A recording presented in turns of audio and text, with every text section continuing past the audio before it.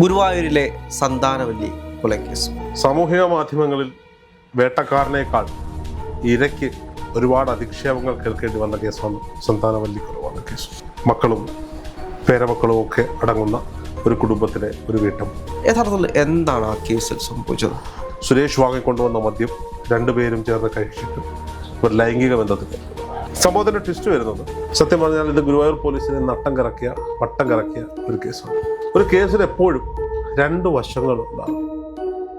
ഗുരുവായൂരിലെ സന്താനവല്ലി കൊലക്കേസ് ഒരുപാട് ദുരൂഹതകൾ നിറഞ്ഞ ഒരു കേസായിരുന്നു. പല ട്വിസ്റ്റുകൾ. ഇപ്പോൾ കിണറിൽ നിന്നും അവരുടെ ബോഡി കണ്ടെടുക്കുമ്പോൾ യഥാർത്ഥത്തിൽ എന്താണ് ആ കേസിൽ സംഭവിച്ചത്? ഗുരുവായൂരിലെ സന്താനവല്ലി കൊലപാതക കേസുമായി ബന്ധപ്പെട്ട് പെരുമ്പാവൂർ സ്വദേശി സുരേഷ് പോലീസ് കസ്റ്റഡിയിലാണുള്ളത്. സാമൂഹിക മാധ്യമങ്ങളിൽ വേട്ടക്കാരനേക്കാൾ ഇരയ്ക്ക് ഒരുപാട് അധിക്ഷേപങ്ങൾ കേൾക്കേണ്ടി വന്ന കേസാണ് സന്താനവല്ലി കൊലപാതക കേസ്. ഒരു വീട്ടം മക്കളും പേരമക്കളും ഒക്കെ അടങ്ങുന്ന ഒരു കുടുംബത്തിലെ ഒരു വീട്ടം ഗുരുവായൂരിലെത്തുന്നു. ഗുരുവായൂരിൽ വെച്ച് പരിചയപ്പെടുന്ന സുരേഷ് എന്ന പെരുമ്പാവൂരുകാരനുമായി അവൻ ഗുരുവായൂരിൽ ഒരു വീടെടുത്ത് താമസിക്കുകയാണ്. പരിചയപ്പെട്ട് അവൻ്റെ വീട്ടിലെത്തി. ഇതിൻ്റെ ഒരു ഫസ്റ്റ് നരേഷനാണ്. ആദ്യം വരുന്ന വാർത്തകൾ ഇങ്ങനെയാണ്. ഈ സുരേഷിൻ്റെ വീട്ടിൽ വെച്ച് ഇവർ രണ്ടുപേരും ചേർന്ന് മദ്യപിക്കാനുള്ള പണം സന്താനവല്ലി സുരേഷ് വാങ്ങിക്കൊണ്ടുവന്ന മദ്യം രണ്ടുപേരും ചേർന്ന് കഴിച്ചിട്ട് ഇവർ ലൈംഗിക ബന്ധത്തിൽ ഏർപ്പെടുന്ന സമയത്ത് ഒരു പൊസിഷൻ ചേഞ്ച് ചെയ്യും.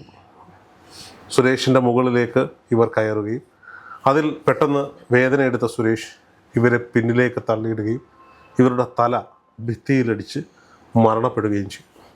പിന്നീട് ആരും അറിയാതിരിക്കാൻ കയറിൽ കെട്ടി തലയിൽ പാറക്കല്ല് കെട്ടി കിണറ്റിലേക്ക് താക്കുന്നു. ഇതാണ് സന്താനവല്ലി കൊലപാതക കേസിൻ്റെ ഫസ്റ്റ് നരേഷൻ. ഇത് പ്രതി സുരേഷ് തന്നെ പറയുന്ന ദൃശ്യങ്ങൾ സോഷ്യൽ മീഡിയയിൽ ഇന്നും അവൈലബിളാണ്. ഈ ദൃശ്യങ്ങളിൽ സന്താനവല്ലിയെക്കുറിച്ച് മോശമായ ഒരുപാട് കമൻറ്റുകൾ വരുന്നുണ്ട്.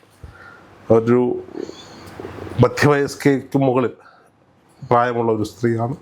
സ്വാഭാവികമായും പരിചയമില്ലാത്ത സുരേഷിനൊപ്പം പോയി മദ്യപിച്ചു, സുരേഷുമായി ലൈംഗിക ബന്ധത്തിൽ ഏർപ്പെട്ടു. അപ്പോൾ മരണപ്പെടേണ്ട ആളാണ് എന്ന തരത്തിലൊക്കെയാണ് സോഷ്യൽ മീഡിയയിൽ കമൻറ്റുകൾ.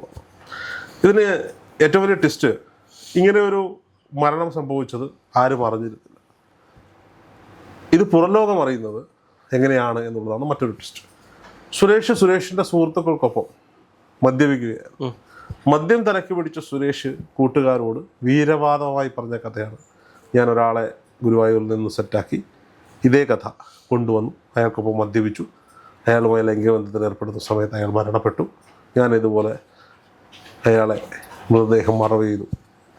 ഇത് കേട്ട സുരേഷിൻ്റെ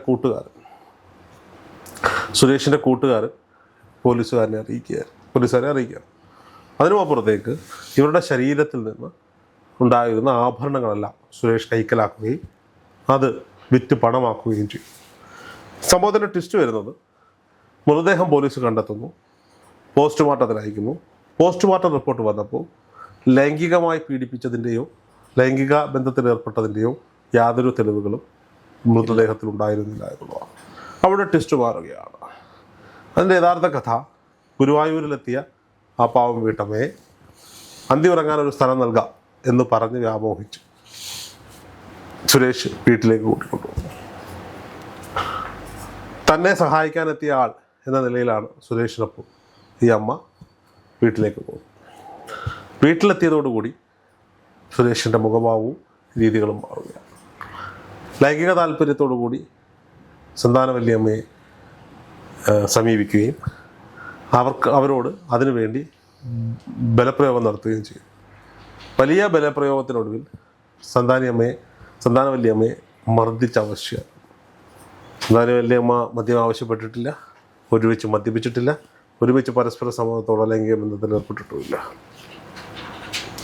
ലൈംഗിക ബന്ധത്തിൽ ഏർപ്പെടാൻ വേണ്ടിയുള്ള മൽപ്പിടുത്തത്തിനിടയിൽ സന്താനവല്ലിയമ്മയെ വളരെ ക്രൂരമായി ഇയാൾ മർദ്ദിക്കുന്നുണ്ട്. മർദ്ദനത്തിനൊടുവിൽ ഇവർ ബോധം നഷ്ടപ്പെട്ട സന്താനവല്ലി മരണപ്പെട്ടു എന്ന് തെറ്റിദ്ധരിച്ച് ഇയാൾ കൊലപാതകി അവരുടെ ശരീരത്തിലുണ്ടായിരുന്ന സ്വർണ്ണാഭരണങ്ങളെല്ലാം കവർന്നതിന് ശേഷം തലയിൽ കല്ല് കെട്ടി കാലിൽ കയറ് കെട്ടി കിണറ്റിനുള്ളിലേക്ക് താഴ്ത്തി വയ്ക്കുകയാണ് ഉണ്ടായത്. അദ്ദേഹം ഇവൻ കവർന്നെടുത്ത സ്വർണ്ണാഭരണങ്ങളെല്ലാം സ്വർണ്ണക്കടയിൽ കൊടുത്ത് പണമാക്കുകയും ചെയ്തു. സത്യം പറഞ്ഞാൽ ഇത് ഗുരുവായൂർ പോലീസിനെ വട്ടം കറക്കിയ ഒരു കേസാണ്.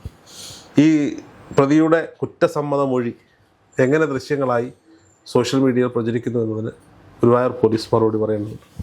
പോലീസുകാർ റെക്കോർഡ് ചെയ്ത വീഡിയോ ആണ് പുറം ലോകത്തേക്ക് പോയെങ്കിൽ ഗുരുതരമായ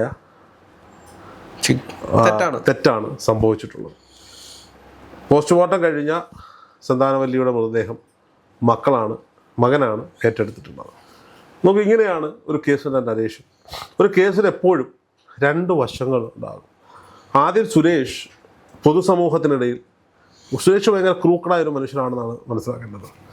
പൊതുസമൂഹത്തിനിടയിൽ ഒരു ഇരവാദം ഉന്നയിക്കാൻ വേണ്ടി ഞങ്ങൾ ഒരുമിച്ച് താമസിക്കുകയായിരുന്നുവെന്നും അവർക്ക് മദ്യം വേണമെന്ന് പറയുകയും ആ മൊഴിയിൽ പറയുന്നത് മദ്യം വാങ്ങാനുള്ള പണം അവർ തന്നെ എനിക്ക് തന്നു, ഞങ്ങൾ ഒരുമിച്ച് മദ്യപിച്ചു, അതിനുശേഷം ഞങ്ങൾ ഒരുമിച്ച് ലൈംഗിക ബന്ധത്തിൽ ഏർപ്പെട്ടു, എന്നെ മറിച്ചിട്ട് എൻ്റെ മുകളിലേക്ക് കയറി, അതായത് അവരാണ് അതിന് താല്പര്യം കൂടുതൽ പ്രകടിപ്പിച്ചത് എന്ന് പൊതുസമൂഹത്തിനോട് പറഞ്ഞു വയ്ക്കുകയായിരുന്നു സുരേഷ് ചെയ്തത്. മുകളിൽ കയറുന്ന സമയത്ത് എനിക്ക് വേദന എടുത്തപ്പോൾ ഞാൻ അവരെ പിടിച്ചു തള്ളി, അവർ തലയിടിച്ച് വീണു. പേടിച്ചിട്ടാണ് ശവശരീരം മറവ് ചെയ്തത് എന്നാണ് സുരേഷ് പറഞ്ഞു വെക്കുന്നത്. കേസ് കോടതിയിലെത്തുമ്പോൾ വക്കീലിനെ വാദിച്ച് ജയിക്കാനുള്ള സകല പോയിന്റുകളും സുരേഷ് അതിബുദ്ധിപരമായി തന്നെ തൻ്റെ മൊഴിയിലൂടെ പറഞ്ഞു വെച്ചു. പക്ഷേ എല്ലാ കേസിലും ദൈവത്തിൻ്റെ ഒരു മാന്ത്രിക സ്പർശം എന്ന് പറയുന്നത് പോലെയായിരുന്നു ഈ ലൈംഗിക ബന്ധത്തിൽ ഏർപ്പെട്ടതിൻ്റെയോ ലൈംഗിക പീഡനത്തിൻ്റെയോ തെളിവുകൾ പോസ്റ്റ്മോർട്ടം റിപ്പോർട്ടിൽ ലഭിച്ചിരുന്നു. മിടുക്കരായ കേരള പോലീസ് നല്ല രീതിയിലൊന്ന് കൈകാര്യം ചെയ്തപ്പോൾ സുരേഷുള്ള സത്യം തുറന്നു പറഞ്ഞു, കുറ്റസമ്മതം നടത്തുകയും ചെയ്തു. ആദ്യം പുറത്തു വരുന്ന റിപ്പോർട്ടുകൾ വെച്ചുകൊണ്ട്, ഊഹാപോഹങ്ങൾ വെച്ചുകൊണ്ട് ആരെയും വിലയിരുത്താതിരിക്കണം. ഇന്നത്തെ സോഷ്യൽ മീഡിയ കാലഘട്ടത്തിൻ്റെ ഏറ്റവും വലിയൊരു വിഷയമാണ്. അടിയിൽ വന്ന് അതിനെപ്പറ്റി ഒരു വിഷയവും അറിയത്തില്ലെങ്കിൽ, എന്താണ് എന്ന് പോലും അറിയത്തില്ലെങ്കിലും ആരെങ്കിലും ഒരു ക്യാപ്ഷൻ കൊടുത്തു കഴിഞ്ഞാൽ അതിൻ്റെ അടിയിൽ വന്ന് തെറി വിളിക്കാനായിട്ട് ഒരു ഭാഗം ആളുകൾ ഇന്നത് കൂടി വരികയല്ലേ? ഉറപ്പായിട്ടും അത് ഒഴിവാക്കപ്പെടേണ്ടതാണ്.